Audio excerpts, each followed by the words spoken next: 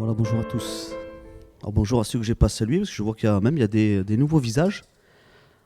Alors soyez bienvenus parmi nous. Alors merci pour la louange, merci Silvio pour ce dernier chant, qui moi personnellement m'a fait beaucoup de bien.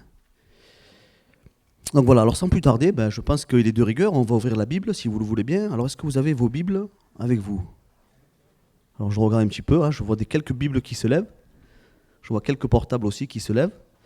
Vous savez, avec les jeunes, on fait les réunions là, un samedi sur deux, et quand je demande s'ils ont les Bibles, direct, eux, c'est le portable qui sort.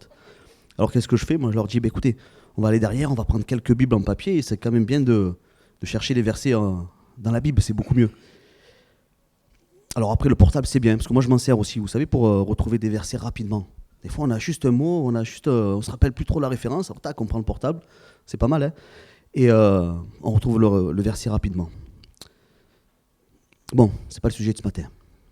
On n'est pas là pour parler de portable, d'application. En fait, ce que nous allons faire, nous allons ouvrir nos Bibles, ou alors vous allez ouvrir peut-être votre application, je ne sais pas, mais on va regarder dans le dernier livre de la Bible, et au second chapitre. Donc vous savez c'est lequel? C'est l'Apocalypse. Donc Apocalypse 2, et nous allons lire les versets 1 à 4.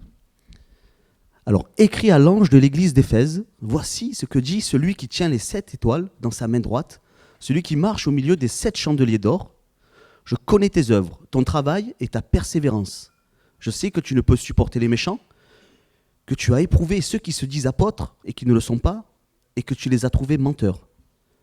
Que tu as de la persévérance, que tu as souffert à cause de mon nom, et que tu ne t'es point lassé.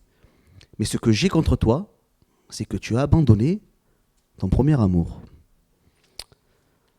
Alors rassurez-vous, là, Jean ne s'adresse pas à l'église du Rouquier, mais à l'époque, il s'adressait à l'église d'Éphèse. On l'a lu au premier verset. Donc Jean a un message, vous savez, pour les 7 églises d'Asie. Et là, c'est sa première lettre. C'est la première lettre qu'il va faire à la première église, c'est l'église d'Éphèse. Alors nous connaissons bien l'église d'Éphèse. Déjà dans les premiers versets que nous venons de lire, parce que je pense quand même qu'elle est assez bien décrite dans les premiers versets. Et je pense qu'elle ne faisait pas partie de l'église, vous savez, où le Seigneur dira « Arrière, arrière, je ne vous ai jamais connu ». Non, le Seigneur connaît bien cette église. Si on peut relire ce qu'il dit au premier verset, c'est « Je connais tes œuvres, ton travail, ta persévérance. Je sais que tu ne peux supporter les méchants, que tu as éprouvé ceux qui se disent apôtres et qui ne le sont pas, et que tu les as trouvés menteurs, que tu as de la persévérance, que tu as souffert à cause de mon nom, et que tu ne t'es point lassé. » Le Seigneur, il connaît bien l'église, et l'église, quand on l'a décrit, moi je la trouve belle. Alors je ne sais pas ce que vous en pensez, mais je trouve que c'est quand même une belle église. Il dit « Je connais tes œuvres et ta persévérance, dit le Seigneur. » Une assemblée, je pense, qui persévérait dans la prière. Elle devait persévérer dans le jeûne, malgré la souffrance à cause du nom de Jésus. Elle n'a jamais abandonné, elle ne s'est jamais lassée. Elle avait même du discernement pour les imposteurs, pour les personnes qui se disent apôtres, pour les loups qui sont peut-être habillés en vêtements de brebis.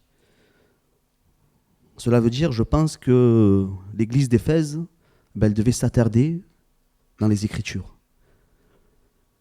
Je pense qu'on ne pouvait pas la berner avec de faux enseignements ou une fausse doctrine. Elle avait, on le voit tout de suite, de bons fondements qui étaient fondés sur le roc et non sur le sable. Et on peut le voir déjà même au début, dans l'épître aux Éphésiens, vous savez, de l'apôtre Paul. Regardons ce que leur dit l'apôtre Paul au premier chapitre, et au verset 15 à 17. Éphésiens 1, 15 à 17, l'apôtre Paul dit à l'église, « C'est pourquoi moi aussi, ayant entendu parler de votre foi au Seigneur Jésus et de votre charité pour tous les saints, je ne cesse de rendre grâce pour vous, faisant mention de vous dans mes prières, afin que le Dieu de notre Seigneur Jésus-Christ, le Père de gloire, vous donne un esprit de sagesse et de révélation dans sa connaissance. » L'apôtre Paul prie pour que l'église d'Éphèse grandisse. Alors pas seulement en nombre, mais il voyait déjà sa foi, donc il voulait qu'elle grandisse encore dans la foi. Il voyait son amour déjà pour les autres, mais il voulait qu'elle grandisse aussi dans l'amour. Il voyait la sagesse qu'elle avait, la révélation, mais il voulait encore qu'elle grandisse plus. Alors nous avons là une belle église, avec de bons fondements et vraiment de belles œuvres. J'ai l'impression parfois quand on décrit l'église d'Éphèse, on décrit peut-être un petit peu l'église de Istres. Je ne sais pas ce que vous en pensez, mais toutes les églises, je pense, devraient ressembler à l'église d'Éphèse. Et l'apôtre Paul désire également que chaque chrétien de cette église, et chaque chrétien, même pour nous ce matin, qu'on puisse mener une vie digne. Et on peut le lire dans Éphésiens 4 et les versets 1 et 2. Éphésiens 4, versets 1 et 2. Je vous exhorte donc, moi le prisonnier dans le Seigneur, à marcher d'une manière digne de la vocation qui vous a été adressée. En toute humilité et douceur, avec patience, vous supportant les uns les autres, avec charité, et on peut dire avec amour. Alors Paul ne parle pas aux Éphésiens comme il parle aux Corinthiens.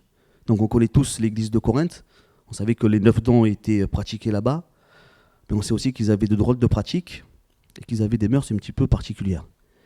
Donc on voit bien que les dons, c'est Dieu qui les distribue, comme il veut. Mais l'église d'Éphèse, si on compare avec celle de Corinthe, c'est peut-être un petit peu, on peut dire, l'église modèle, qui avait de bonnes mœurs, de bonnes pratiques, qui avait un amour pour le Seigneur, un cœur pour l'évangélisation, car l'église, on la voit grandir rapidement, en nombre, et aussi on la voyait grandir en stature. Donc l'apôtre Paul les exhorte vraiment à grandir encore plus dans le Seigneur. Au chapitre 2, Paul va quand même leur faire une petite piqûre de rappel. Je pense qu'il est bon de savoir d'où on vient pour bien aller vraiment où on veut aller. C'est bien de se rappeler d'où on vient.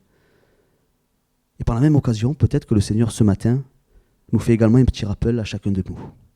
Donc lisons ensemble. Nous allons lire, alors pas le passage en entier, alors j'ai pris quelques versets. C'est au début du chapitre 2, on va lire le verset 1 et 2, le verset 4 et le verset 6. Donc Éphésiens 2, de 1 à 2. Regardons ce que l'apôtre Paul rappelle aux Éphésiens, il nous rappelle à nous ce matin.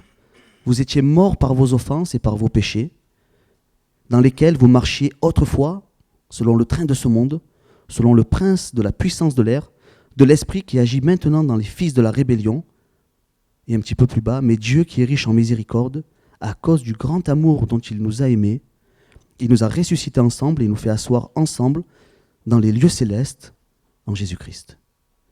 Alors les chrétiens d'Éphèse étaient de véritables chrétiens. Ils étaient vraiment convertis avec un feu brûlant pour le Seigneur. Alors en préparant le message, j'ai fait un petit retour en arrière, pour moi personnellement. Vous savez, ça fait pas si longtemps que ça que je suis converti. Alors je sais que pour la majorité, qui êtes là présents ce matin, vous me connaissez, mais j'aimerais ce matin aussi m'adresser également à ceux qui ne connaissent pas encore le Seigneur, peut-être, ou très peu. Et peut-être ceux qui me connaissent moins. Ça pourrait peut-être les encourager. Ceux qui sont dans une démarche, peut-être une volonté aussi ce matin de s'approcher un petit peu plus de Dieu. Donc moi j'ai grandi dans une famille catholique qui était bien ancrée dans les traditions, parce que j'ai fait mes 3 communions. Donc j'ai grandi, j'ai été enfant de chœur, je servais le dimanche, là je faisais la cloche. Quand le curé il relevait l'hostie ou la coupe de vin, ah non, j'étais bien ancré dans mes traditions. J'avais de bons fondements traditionnels de l'église catholique, ça c'est sûr.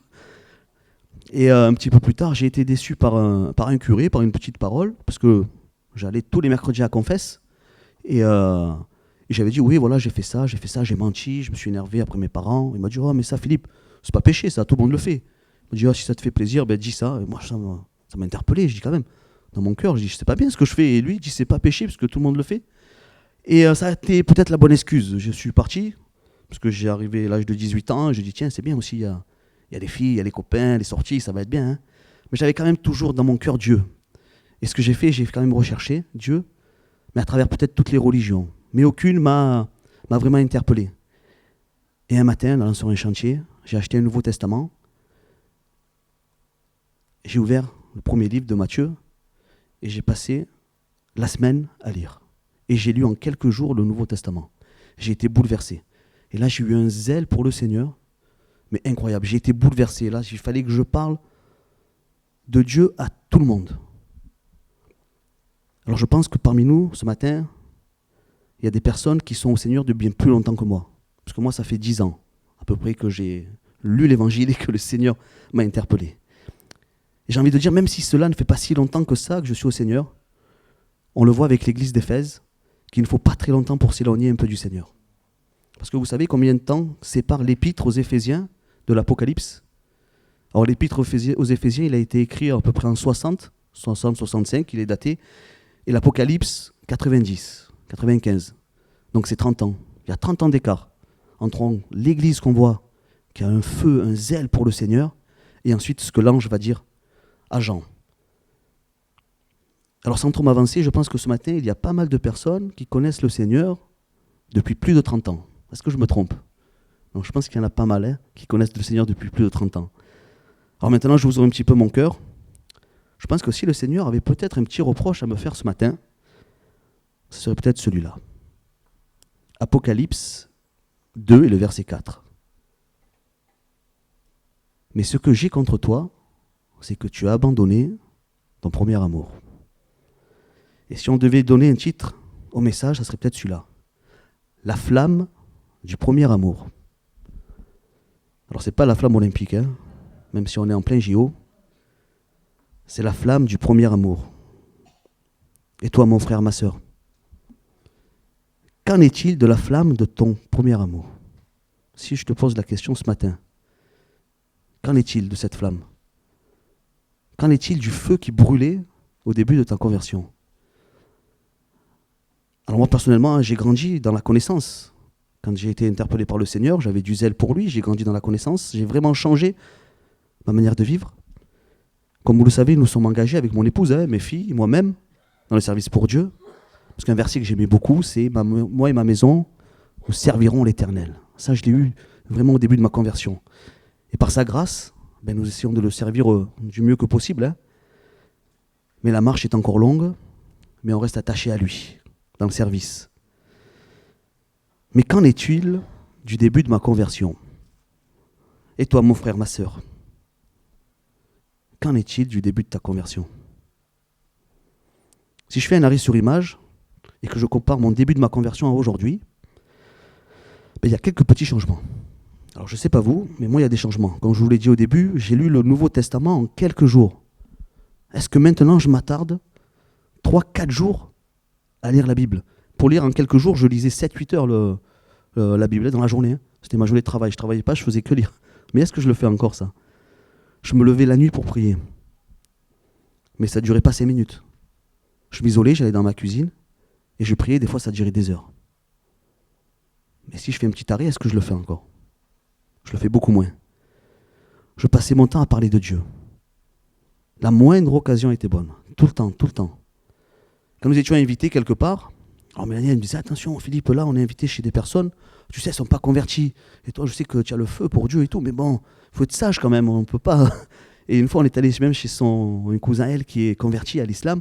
Elle m'a dit « Là Philippe, tu ne peux pas parler de Dieu là. Là ils sont musulmans, sa femme est engagée aussi, elle a le voile et tout, donc tu ne peux pas. » Et moi j'ai dit « Écoute, alors ce que je peux te promettre, c'est que je ne vais pas être le premier à engager la conversation, mais à la moindre faille, c'est sûr, je vais me glisser et je vais parler de Dieu. C'est pas possible, je ne peux pas faire autrement. Et je ne pouvais pas faire autrement que j'étais obligé de parler de Dieu tout le temps. » Alors mon frère, ma sœur, ce matin, si toi aussi tu faisais un petit arrêt sur image, qu'en est-il de ton premier amour? Qu'en est-il du début de ta conversion? Combien de temps consacres-tu à Dieu chaque jour dans la prière? Est-ce autant qu'au début de ta relation? Alors avoir une bonne doctrine, obéir aux commandements de Dieu, venir aux réunions, louer Dieu, comme on l'a fait ce matin, prier, intercéder pour les malades, c'est ce qu'on fait les mardis. Évangéliser, c'est ce qu'on a fait aussi avec la flamme olympique. On est sorti dehors, l'église qui était engagée, on a distribué plus de 500 évangiles, c'est super. Lire la Bible, ça j'ai envie de vous dire, c'est juste la base de la vie chrétienne. En fait, c'est normal. Quand nous avançons avec le Seigneur, toutes ces choses, elles deviennent normales et on aime faire cela. C'est simplement, j'ai envie de dire, l'expression de notre conversion et de notre engagement pour le Seigneur. Et tout cela, je pense, chacun qui est grandissant avec le Seigneur, nous le faisons bien mieux qu'au début. Moi, je le fais bien mieux qu'au début. C'est vrai que j'arrive mieux à parler du Seigneur. Je suis plus sage quand je parle du Seigneur. Dans mes prières aussi, elles sont quand même plus posées. Mon fondement est meilleur, puisque j'ai étudié la Bible. Je lis beaucoup. J'ai lu, maintenant, je n'ai pas lu que le Nouveau Testament, j'ai lu la Bible en entier. Donc, j'ai un meilleur fondement, mais j'ai envie de vous dire, j'ai envie de me dire, cela ne suffit pas. Parce que nous devons, en plus d'avoir un bon fondement, un amour profond pour Jésus-Christ et sa parole. Il doit y avoir aucun compromis dans notre vie de chaque jour. Quand nous sommes mariés, le matin avant le mariage, il y a un ami, un frère de l'église qui m'a dit Ah, c'est bon, Philippe, il m'a appelé, c'est bon, t'es prêt, tout est prêt, tout ça, mais je vais te poser une question. Est-ce que tu es prêt à dire oui à Mélanie? Moi, j'ai dit, mais quelle question il me pose, lui? J'ai dit, évidemment que je suis prêt à dire oui à Mélanie, il n'y a aucun problème. Je suis plus que prêt, même, j'ai envie de dire oui à Mélanie. J'ai envie de dire oui devant les hommes, et surtout, j'ai envie de dire oui devant Dieu. Ah, j'étais fier, j'étais posé quand j'ai dit ça, avec assurance. Hein. Et lui, il m'a dit une chose que je ne pourrai jamais oublier. Et je vais vous le dire. Il m'a dit, tu sais, Philippe, quand tu dis oui à ta femme, eh ben, tu dis non à toutes les autres. Waouh, ça m'a fait un choc, je n'avais pas pensé. Oui, effectivement, on dit oui à sa femme, on dit non à toutes les autres femmes. Hein. Eh bien, avec le Seigneur, c'est pareil. Quand nous nous sommes engagés avec lui, quand nous avons dit oui au Seigneur, quand nous avons dit oui, Seigneur, j'accepte que tu sois mon sauveur et mon Seigneur, j'ai envie de dire, quand on dit oui à Dieu, eh bien, on dit non au monde. Tout ce qui est du monde, on est obligé de dire non au monde. Alors, on ne peut plus vivre de la même manière. C'est plus possible quand nous rencontrons le Seigneur. Il y a un avant et un après. Vous savez, comme dans les livres d'histoire, pour n'importe quel livre d'histoire, il y a un avant Jésus-Christ et un après Jésus-Christ. Et dans la vie du chrétien, c'est pareil. Il y a un avant Jésus-Christ, la rencontre avec le Seigneur, et un après. C'est obligé, il y a un changement. Dans la vie de chaque chrétien, ça doit être pareil. Quand on a dit oui au Seigneur, on dit non aux choses du monde. Colossiens 8, au chapitre 3 et le verset 8 à 10 nous le rappelle. Mais maintenant, renoncez à toutes ces choses, à la colère, à l'animosité, à la méchanceté, à la calomnie, aux paroles déshonnêtes qui pourraient sortir de votre bouche. Ne mentez plus les uns aux autres, vous étant dépouillés du vieil homme et de ses œuvres, et ayant revêtu l'homme nouveau qui se renouvelle dans la connaissance selon l'image de celui qui l'a créé. Jean avait un message à l'église d'Éphèse qui lui disait que ce que le Seigneur avait contre elle, ce n'était pas son comportement en général. On a peut-être tous un très bon comportement aussi, vis-à-vis des autres. Peut-être qu'on a un bel habit de chrétien. Son comportement était irréprochable. Comme on l'a dit tout à l'heure, c'était des chrétiens modèles. Et nous sommes peut-être aussi des chrétiens modèles. Hein. Mais c'est son amour pour le Seigneur, cette flamme, c'est ce zèle du début qui s'était un petit peu étiolé. C'est ça que le Seigneur avait à leur reprocher. Alors ce matin, je nous pose à nous cette question, peut-être en quelqu'un en particulier, aussi ce matin. Ton amour pour le Seigneur, ton zèle du début de ta conversion, est-ce qu'ils sont de la même intensité? Quand tu as dit oui à Jésus, est-ce que tu as toujours été fidèle? On l'a lu dans Colossiens, plus d'animosité, plus de colère, de l'amour pour les autres. Quand tu as dit oui à Jésus, est-ce que tu as dit non au monde et à toutes ses convoitises? Le Seigneur a dit dans sa parole, dans l'évangile de Jean, chapitre 14 et au verset 21, Jean 14, verset 21, « Celui qui a mes commandements et qui les garde, c'est celui qui m'aime.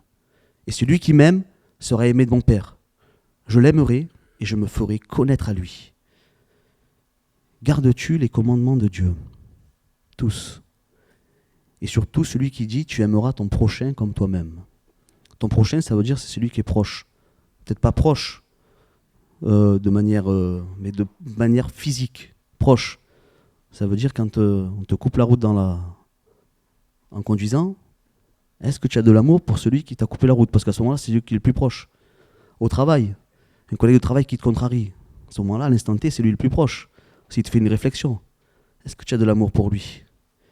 Vous savez, quand on aime une personne, on aime lui faire plaisir. Ça, c'est normal. C'est l'amour qui s'exprime.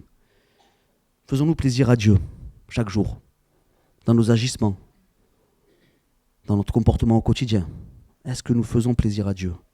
Alors attention, je ne juge personne, puisque je dis nous, je m'inclus dans les questions. Vous savez, comme un jeune couple qui vient de se rencontrer, alors je ne sais pas comment c'était vous, mais je pense qu'on fonctionne tous de la même manière en général. La seule chose qu'on désire, c'est d'être ensemble, tout le temps. Ils ne peuvent pas rester 5 minutes l'un sans l'autre. Alors moi, en tout cas, c'était mon cas. Tout mon temps libre, je voulais le passer avec Mélanie. Et ce matin, qu'en est-il du désir de passer du temps avec le Seigneur? Si je te pose la question, qu'en est-il? Tes temps d'intimité avec lui sont-ils aussi nombreux qu'au début de ta relation avec lui? Vous savez, le Dieu que nous aimons n'est pas un Dieu d'une religion. Moi, j'ai connu la religion quand j'étais catholique. Mais quand j'ai rencontré le Seigneur, c'était plus une religion. J'ai réalisé que je n'avais pas besoin de religion, mais que j'avais besoin d'une relation avec notre Dieu créateur. Et d'une véritable relation. Alors j'ai envie de dire ce matin, prenons soin de cette relation. Ne négligeons pas la relation que nous avons eue avec le Seigneur. Quand nous l'avons rencontré au début, quand il est venu nous chercher, parce que c'est lui qui nous cherchait, il a établi cette relation et nous devons en prendre soin. Nous ne devons pas la négliger. Alors malheureusement, vous savez qu'il arrive que des couples se séparent. C'est même un sujet récurrent. Les mardis soirs, souvent on prie pour les couples en difficulté, les familles en difficulté, les couples qui se déchirent. Vous savez, le diable connaît la force d'une famille, d'un couple uni dans le Seigneur. Un mari et une femme, vous savez, qui prient ensemble, je n'ai pas peur de le dire, ça peut déplacer les montagnes, sans problème. La parole de Dieu dit quand deux s'accordent à demander quelque chose, cette chose est déjà accordée. Alors imaginez si c'est un couple. Matthieu 18, le verset 19. Je vous dis encore que si deux d'entre vous s'accordent sur la terre pour demander une chose quelconque, elle leur sera accordée par mon Père qui est dans les cieux. Alors vous savez, le diable, il ne va pas rester les bras croisés. Lui, qu'est-ce qu'il va faire? Il va attaquer les couples directement pour détruire les familles. Alors c'est souvent les mêmes raisons.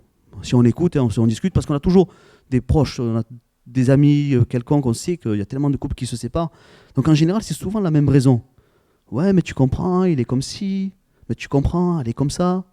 Alors c'est vrai que si on cherche bien, on va trouver beaucoup de défauts chez les autres. Bon, des fois, on n'a pas besoin de chercher beaucoup. Les défauts, ils sont là, ils sont flagrants. Alors l'un des deux, qu'est-ce qu'il va faire? Il se dit, tiens, je vais peut-être voir si l'herbe à côté, elle n'est pas plus verte. Mais est-ce que vous savez à quel endroit l'herbe est la plus verte? Si je vous pose la question. Eh oui, Joël, tu as raison. L'herbe est la plus verte, tout simplement là où on l'arrose. C'est là qu'elle est la plus verte. Alors ce matin, prenons soin de notre relation avec Dieu, afin de garder la flamme de notre premier amour. Gardons l'herbe verte de notre relation avec Dieu. Et pour cela, qu'est-ce que nous devons faire? Prenons soin de l'arroser. Arrosons. Et avec quoi? Arrosons notre relation avec Dieu. Avec des temps d'intimité. Arrosons notre relation avec Dieu avec des temps de louange. Arrosons notre relation en passant du temps dans la prière, dans le secret de notre chambre. Arrosons notre relation avec Dieu par des temps de lecture et de méditation de sa parole. Ça marche bien, ça arrose bien. C'est même de l'engrais quand on médite la parole. Arrosons notre relation avec des temps de jeûne et de prière. Prenons soin de notre relation avec Dieu, tout simplement pour ne pas que la flamme du premier amour s'étiole, en ayant des temps de qualité avec Dieu. Cherchons à être dans sa présence, tout le temps, comme au début de notre conversion. Refaisons grandir cette flamme du premier amour. Soyons comme l'église d'Éphèse, en conduite, ça c'est sûr, c'est un bon exemple à suivre, parce qu'elle avait une bonne conduite, une bonne doctrine, des bons fondements, mais par contre elle n'a pas pris soin de la flamme de son premier amour. Et j'ai envie de dire que, manque de bois, le feu s'éteint. C'est le livre des Proverbes qui nous dit ça. Alors comment faire pour garder cette flamme allumée? Alors on l'a vu déjà, en prenant soin de notre relation avec Dieu, mais ce qu'on peut faire, c'est aussi garder cette flamme allumée, en alimentant le feu de notre relation avec Dieu. Comment pouvons-nous faire cela? Quels sont les combustibles que nous pouvons utiliser pour alimenter, pour faire vivre cette flamme du premier amour? Que pouvons-nous lui donner comme combustible? Qu'est-ce qui peut bien brûler pour Dieu? Qu'est-ce qui brûle pour Dieu? Qu'est-ce qui brûle bien? Quel est un bon combustible? Déjà, j'ai envie de vous dire ce matin, et peut-être à quelqu'un en particulier, déjà notre cœur en entier. Pas qu'un petit bout, pas qu'une partie. Donnons notre cœur entier au Seigneur. Donnons-lui tout notre amour. Deutéronome 6 et le verset 5 nous dit « Tu aimeras l'Éternel ton Dieu de tout ton cœur, de toute ton âme et de toute ta force. Ensuite, la confiance en Dieu. Ça, je vous dis, c'est un très bon combustible. Quand on a confiance en lui. On l'a entendu dans un don ce matin. De ne pas s'inquiéter parce que le Seigneur pourvoit. Ça, c'est la confiance. Il faut vraiment qu'on ait confiance en Dieu. Psaume 37 et le verset 5. Recommande ton sort à l'Éternel. Mets en lui ta confiance et il agira. Alors, je ne vais pas être long ce matin. Je vais terminer dans pas longtemps. Mais j'aimerais terminer avec un dernier passage de la Bible qui, à mon sens, là, va nous donner le meilleur des combustibles pour pouvoir garder notre flamme allumée, comme au début de notre relation, avec la foi, la confiance et l'amour pour Dieu. Lisons ensemble Romains 12 et le verset 1 et 2. Je vous exhorte donc, frères, par les compassions de Dieu, à offrir vos corps comme un sacrifice vivant, saint, agréable à Dieu, ce qui sera de votre part un culte raisonnable. Ne vous conformez pas au siècle présent, mais soyez transformés par le renouvellement de l'intelligence, afin que vous discerniez quelle est la volonté de Dieu, ce qui est bon, agréable et parfait.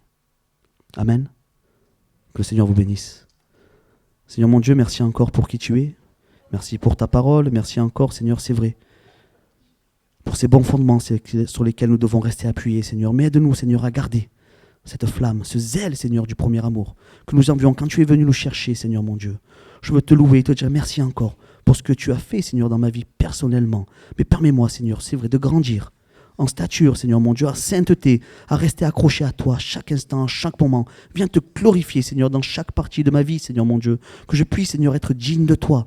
Merci, Seigneur, vraiment de grandir, de me faire grandir, Seigneur. Que je puisse diminuer et que toi, Seigneur, à la place, tu puisses grandir en moi. Et que toute ma vie, Seigneur, soit faite pour la seule gloire de ton nom.